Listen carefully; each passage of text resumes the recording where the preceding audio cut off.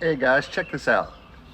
I got this Stampede about a year ago, and it's been sitting around. I'm getting ready to head to the beach, and what I thought would be cool is to actually put a camera on the back of this thing. Now this is taking RCs to a new level. How I got this set up is, like I said, I got the Traxxas Stampede. It's got the controller, and what I did is bought a Brave 4 4K camera. It's got a little remote control to control the video and the picture. This camera came with a bunch of mounts, and I found one that seemed to be perfect for it. It sticks it up just above the roof of the truck. You take this thing here, you pop it down, and that's actually a waterproof case, but it's really good to protect the camera in case you crash it, which of course I will eventually.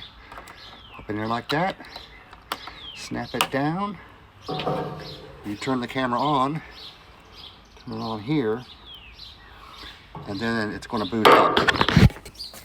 You probably can't see this, but it's actually getting ready to boot up right now and record, which is okay. You got this remote control, which once it's lined up, you just hit this and it starts recording. You check it out. I'll show you a video of what it looks like. This is my first attempt, so don't be too excited.